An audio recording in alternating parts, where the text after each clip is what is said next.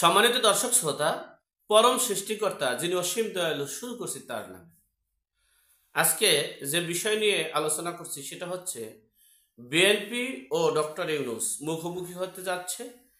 আগে স্থানীয় নির্বাচন করার সামনে আগাচ্ছে, সেই প্রতিশ্রুতি নিয়ে ডক্টর মোহাম্মদ ইউনূস সে বিষয়ে সংক্ষেপে আলোচনা করছি।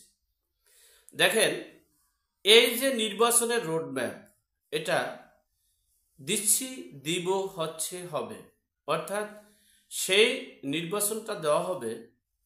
স্পষ্ট ভাষায় বলাই আছে, কে বুঝুক আর না বুঝুক, যে এই ছাত্র জনতা যখন মনে করবে, ছাত্র জনতা, ছাত্র সংগঠন এবং ছাত্র জনতার যে রাজনৈতিক দল, সেই রাজনৈতিক দলটা যখন বলবে যে এখন নির্বাচন করা সম্ভব, এখন জাতীয় নির্বাচন করা যাবে, তখনই নির্বাচন দেওয়া হবে। এর আগে কোনো নির্বাচন দেওয়া হবে না।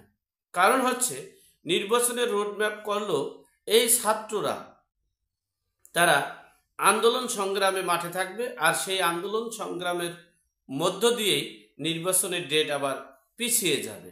যাই হোক, সর্বোপরি কথা হচ্ছে, এই ছাত্র জনতার যে সরকার, এটা তো তারা নিজেরাই ঘোষণা করেছে, এবং ছাত্র জনতার যে রাজনৈতিক দল হবে, সেই দলে সর্বোচ্চ সহযোগিতা করবে ডক্টর মোহাম্মদ ইউনূস।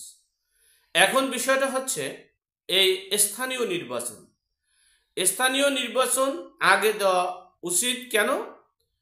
এক নম্বরে, বাংলাদেশের বিশ্বের সকল রাষ্ট্রের একটা রাষ্ট্রীয় কাঠামো, আইন শৃঙ্খলা, ডিসিপ্লিন সব কিছু নিয়ন্ত্রণ করা যায় স্থানীয় চেয়ারম্যান মেম্বার, উপজেলা চেয়ারম্যান মেম্বার, উপজেলা না হলেও স্থানীয় চেয়ারম্যান মেম্বার এবং পৌরসভার কাউন্সিলর ও পৌরসভা মেয়র, এদের মাধ্যমেই কিন্তু সমাজ, গ্রাম, এলাকা, মহল্লা নিয়ন্ত্রণ করা সম্ভব। সেক্ষেত্রে স্থানীয় নির্বাচনের, অর্থাৎ অনেক জায়গায় পৌরসভার নির্বাচন, ইউনিয়ন পরিষদের নির্বাচনের সময় অতিক্রম হয়ে গেছে, সেখানে স্থানীয় নির্বাচন দেওয়া জরুরি বলে মনে হচ্ছে।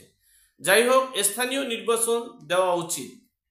সেক্ষেত্রে যদি স্থানীয় নির্বাচন দেওয়া হয়, যদি স্থানীয় নির্বাচন আগে হয়, সেক্ষেত্রে সমন্বয়কারী এবং বৈষম্য বিরোধী ছাত্ররা যে রাজনৈতিক দল গঠন করতে যাচ্ছে, আর ডক্টর মোহাম্মদ ইউনূসের যে ভিশন এবং মিশন এবং পরিকল্পনা, সেটা বাস্তবায়ন করা সম্ভব হবে। কারণ হচ্ছে, যদি স্থানীয় নির্বাচন দেওয়া যায়, তাহলে এখন আওয়ামী লীগ তারা গর্তে, বিএনপি ওইভাবে দুঃশাসন, মানে ভোট না পাইলেও ঘোষণা দেওয়া, এগুলো পারবে না। সেক্ষেত্রে দেখা গেছে এখানে একটা স্বচ্ছ এবং নিরপেক্ষ ভোট হওয়ারও সম্ভাবনা আছে। আবার অন্যদিকে এই স্থানীয় নির্বাচনের মাধ্যমে নির্বাচন কমিশনারকেও আমরা যাচাই বাছাই করতে পারব। অপরদিকে এই সমন্বয়কারীদের নেতৃত্ব প্রত্যেকটা এলাকা ভিত্তিক গড়ে উঠবে। আর যদি স্থানীয় নির্বাচন দেওয়া না হয়, জাতীয় নির্বাচনের পর যদি স্থানীয় নির্বাচন দেওয়া হয়, তাহলে এই সমন্বয়কারীদের যে শক্তি, সমন্বয়কারীদের যে অবস্থান, সেটা দুর্বল হয়ে যাবে। আর স্থানীয় নির্বাচন না দেওয়া মানেই হচ্ছে খুব দ্রুত জাতীয় নির্বাচন করতে দিতে হবে।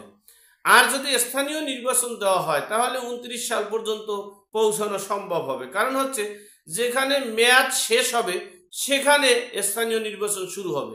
আর স্থানীয় নির্বাচনের কার্যক্রম যদি শুরু করা হয়, তাহলে এটা শেষ না করে জাতীয় নির্বাচন করা যায় না, এটার মধ্যে জাতীয় নির্বাচন হয় না। সেক্ষেত্রে যদি স্থানীয় নির্বাচন করা যায়, যে ডক্টর মোহাম্মদ ইউনূস যে প্ল্যান করেছেন এবং ছাত্র জনতারা যে প্ল্যান করেছেন, তাতে যদি আগে স্থানীয় নির্বাচন করা যায়, একদিকে দেশ, সমাজ, গ্রাম যেমন একটা সুনির্দিষ্ট ডিসিপ্লিনের দিকে যাবে, এই মব জাস্টিস, মব কিলিং, দখলবাজি, নৈরাজ্যটা একটু কম হবে। অপরদিকে এই ছাত্র জনতা এবং বিপ্লবী সরকার এবং ছাত্র জনতার যে রাজনৈতিক দলটা, সেটাও পাকাপোক্তভাবে গড়াবে এবং সেক্ষেত্রে তারা জনপ্রতিনিধিত্ব হওয়ার এবং দেশ পরিচালনার জন্য হয়তোবা তারা ভালো কিছু করতে পারবে বলে মনে করছি। আর সবচেয়ে বড় বিষয় হচ্ছে সমন্বয়কারীরা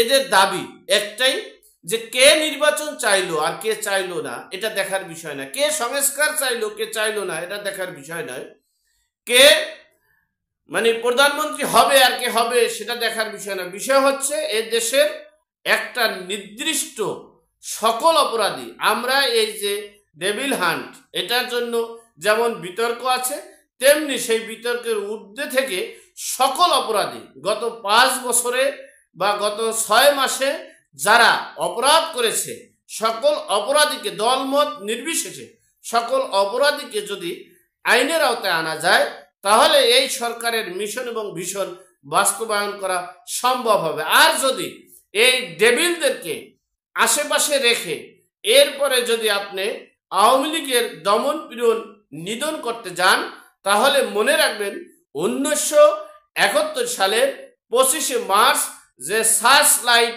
অভিযান চালু করে দেশে যে অরাজকতা সৃষ্টি করেছে তার ফলে এই পূর্ব বাংলার মানুষ যুদ্ধে ঝাঁপিয়ে পড়েছে। আর 9 মাস যুদ্ধের পরে 30 লক্ষ শহীদের বিনিময়ে 2 লক্ষ মা বোনের সম্মানহানির বিনিময়ে পেয়েছি আমরা এই বাংলাদেশ। ঠিক সেই ডেভিল হান্ট অভিযান যদি চালানো হয় আর যদি সেটা একতরফাভাবে চালানো হয়, দমন নিধনের জন্য একটা গোষ্ঠীকে একটা শ্রেণীকে স্বাধীনতার পরাশক্তি এরা যদি মাথা চাঙ্গা দেয় আর আসল ডেভিড যারা তারা যদি থেকে যায় তাহলে এই দেশে আবার সেই যুদ্ধ হবে এবং দেশকে রক্ষা করার জন্য সকলে ঐক্যবদ্ধ হয়ে 71-এর মতো ঝাঁপিয়ে পড়বে। সুতরাং আমরা চাই সকল ডেভিডদেরকে আইনের আওতায় এনে দেশের বিচার ব্যবস্থা মুখোমুখি করে বিচার করে এরপরে নির্বাচনী পরিবেশ করুন, নির্বাচন দিবেন এই প্রত্যাশা রেখে আজকের মতো এখানেই শেষ করলাম। ভালো থাকবেন, সুস্থ থাকবেন। আসসালামু আলাইকুম।